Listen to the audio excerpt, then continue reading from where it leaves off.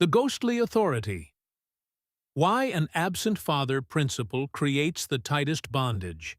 There is a profound psychological and energetic paradox that occurs when a foundational structure is missing from a person's development. When the personal father is absent, the father archetype does not disappear. In the modern spiritual self-help industry, we are flooded with workshops promising quick fixes for childhood wounds. We are told to simply process the grief of what we didn't receive and move on. But deep-seated energetic architecture doesn't work that way. When a personal father is missing, the vacancy isn't left empty. Because that principle had no human vessel through which to be experienced, witnessed, and integrated in present time, it retreats deep into the unconscious. And there, it operates with completely unchecked power. The psychological absence morphs into a ghostly, disembodied inner authority. It becomes an invisible tyrant sitting in your energy space, a phantom blueprint that you can neither see clearly nor challenge. The child who grows up without a present father is never actually free from the father principle. They are frequently enslaved by it, precisely because it was never made conscious through a lived human relationship. Before you can really read anyone else, you must first learn to read yourself. And when you audit this hidden structural vacuum, you realize that the absence you thought meant freedom has actually become the tightest form of bondage. The architecture of the proxy tyrant, when the inner space lacks a grounded, integrated relationship to masculine certainty and authority, the mind defaults to a desperate mechanical reflex. It projects the relationship to this archetype onto the outer world. Carl Jung wrote extensively about this exact mechanism of the collective unconscious, noting that what remains unintegrated internally is invariably met outside as fate. You begin to project this phantom authority onto external structures with desperate intensity. You lease your Eigenwelt, your own world perspective, to the Mitwelt, the socialized crowd, frantically searching for a replacement avatar. You look for it in rigid institutions, political ideologies, charismatic gurus, or dogmatic moral systems. You seek out containers that promise to tell you exactly who you are, what your life is for, and where you are going. You trade your spiritual autonomy for the comforting illusion of a master script. You find your father's missing presence in something outside of yourself. And it's almost always a recipe for disaster. As the Jungian scholar Marie-Louise von Franz observed in her structural analysis of the ungrounded spirit, these external substitutes are seductive, but they carry a fatal flaw. Every single projection eventually fails. No corporate ladder, rigid dogma, or spiritual teacher can ever substitute for the raw, internal work of confronting the archetype directly within your own space. The external structure cannot perform a function that must be realized within the self. Each child lives deep inside his or her own psychic house, or soul castle, and the child deserves the right of autonomy inside that house. Whenever a parent ignores the child's sovereignty, the child feels not only anger, but shame. Robert Bly reclaiming your sovereign seniority. True psychic development is the systematic eviction of all ghostly inner authorities. It is the process of reclaiming the center of your own head.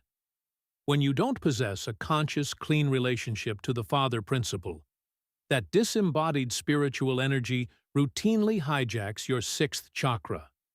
It runs a high-volume, highly restrictive frequency through your space, whispering that you are perpetually unworthy, unaligned, or unprotected unless you obey an external law.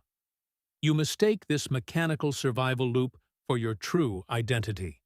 It's who you always have been and who you are destined to be. The proof is right there, everywhere around you, because you see it as such through this picture.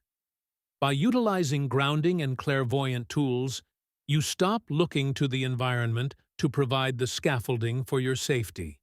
You turn your attention completely inward. You stop forcing your life to comply with an inherited, ghost-authored script, and instead allow your unique awareness to become entirely self-referencing. You break the generational compliance, dismantle the proxy tyrants, and step into spiritual autonomy. If you are ready to stop chasing external substitutes and want to consciously dismantle this phantom programming in a safely held container, I am hosting an upcoming intensive designed to do exactly this layout of energy work. You can claim your spot directly on the registration page here. https://luma.com/3i. Weekly Reading Exercise. The Sovereign Authority.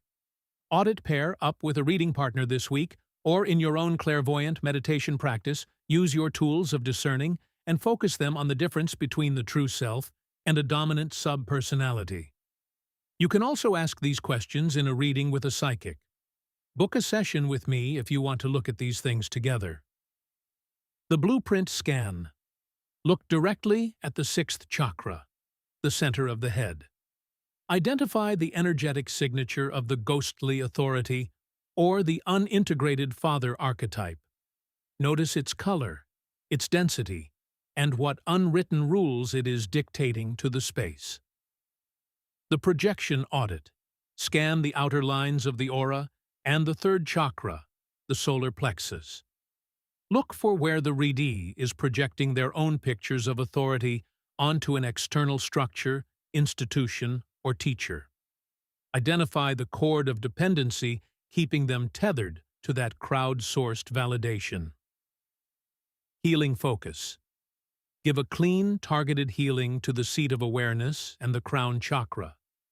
Help the readee gently unhook from any rigid ideological structures or charismatic thought forms they've leased their power to.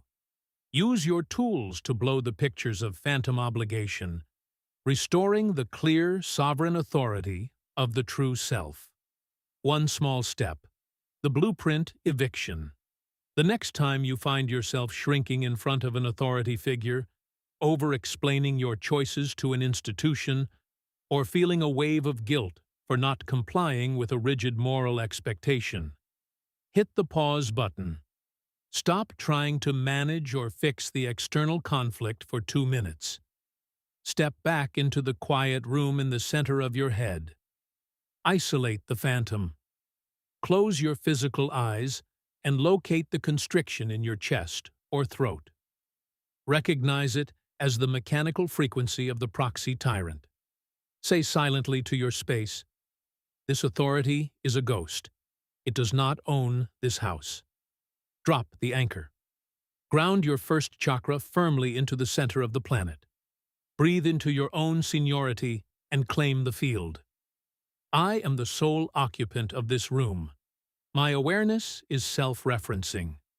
Notice how quickly the internal bondage snaps when you refuse to play along. Journaling prompts for deep integration. The Ghostly Audit. Where in your current life are you still performing for an absent principle, trying to earn worthiness, safety, or protection from an institution, dogma, or leader that will never applaud you back? The bondage of absence.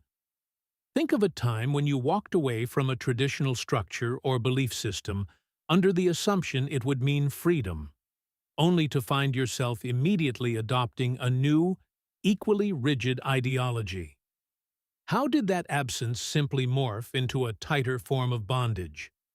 Forging the Principle.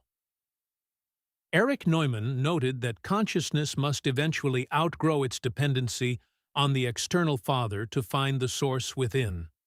What current life transition or energetic boundary issue is forcing you to stop hunting for an external structure so you can finally forge your own internal scaffolding? The Esoteric Lineage. This isn't a modern New Age invention. The Armenian philosopher G.I. Gurdjieff built his entire system around what he called self-remembering. Gurdjieff argued that modern humans live in a state of waking sleep because our attention is constantly captured by external stimuli, emails, traffic, other people's bad moods. Self-remembering is the deliberate, forceful act of pulling your attention out of the external world and anchoring it simultaneously back into your physical form. You do not look at the world. You remember that you are the one looking.